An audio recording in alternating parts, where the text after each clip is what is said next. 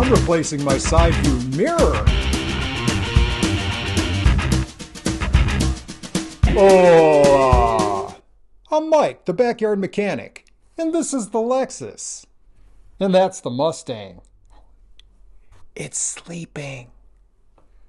My daughter, on the never-ending quest of providing content for this channel, knocked her side view mirror off.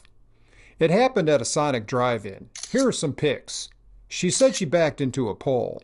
Just kidding. That's not even a Lexus. Here's the Lexus. I give her points for the mustache tape she used to try to hold it in place. The car is up for inspection, and it's not going to pass looking like that, so I bought a new one on Amazon for 75 bucks. Not a bad price. Will it work? Let's find out! To unbolt the mirror, you have to get inside the door, which requires taking off the door panel. Start by removing the switch plate. 4 clips hold it in, and it pops off pretty easily with a straight plastic pry tool. Remove the connectors. Connectors can sometimes be tough to get off, but these don't require anything more than holding in the clip and pulling them out. Using a bent plastic pry tool, remove the plastic cover behind the door handle so you can access the screw behind it. Remove the screw with a Phillips screwdriver. There is 1 screw to remove inside the switch access hole. The third and final screw with a rubber stop is on the back of the door. Using a strong pry tool or even a screwdriver, pry the panel away from the door, starting at the bottom front. This is a 16-year-old car and the clips were still pretty strong. I had to put some muscle into it. I was not delicate, like I usually am. Once that corner is free, pop out the remaining clips all along the panel. Starting at the back of the door, pull the panel up, being careful not to separate it from the weather strip. I disconnected the wire from this light so it wouldn't break because the wires were rather frail. Like I usually am. The access hole for the mirror is covered with plastic that is glued on with this fun, gooey tar stuff.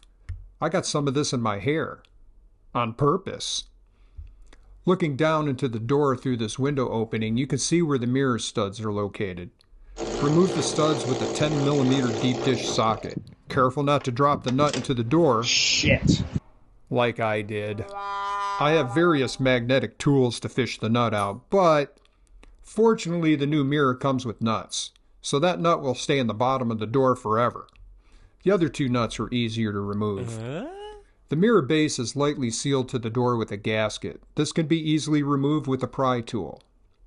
There is a plastic clip on the bottom that does not come with the new mirror.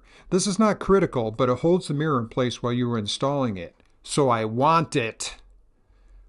I'm not showing that the new mirror was not threaded, and I needed to drill out a hole and use a self-tapping screw. Next, clean off your daughter's mustache tape. I use Goo Gone. I had to scrape the big gunk off with a plastic scraper. Fish the wire through the door. Line up the studs into their respective holes and push it into place. The plastic clip will hold it on. Carefully put the nuts onto the studs, although I guess I have 2 extra nuts, so I could afford to lose a few in the door. Put the plastic cover back in place. The 16-year-old tar is still sticky and holding, and my hair looks great. Clip in the connector. I know it's not pretty, but the duct tape will keep the wire out of the way of any panel fasteners. Starting at the front, hang the door panel on the window opening. You may need to manhandle it to get it in. Important note, just in front of the door handle, inside the panel, is this long pin, which is used to help align the panel into place. I had to push the panel forward a bit, and then it fell right in. If this job had been giving you a difficult time, now you can take out your frustration on the door and beat the panel into place. Attach the back bumper screw, the switch hole screw, the door handle screw. The plastic piece behind the handle has simple clips and pops right in. Pop your switch connectors on, pop the switch plate into place, and test the mirror. Be sure to mug for the camera, if you have a camera. Not everyone records themselves all day.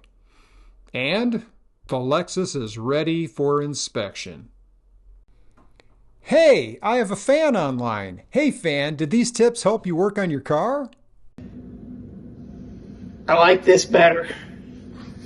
Thanks, fan. This job took me about an hour, but if the car makers had their way, you would not be able to buy a cheap aftermarket part for it. You might not even be able to take it apart without some proprietary hand tool that you would have to buy from the dealer. Sound crazy? Maybe not. Watch my video on the fight for the right to repair. My next video will be on the fight for your right to party.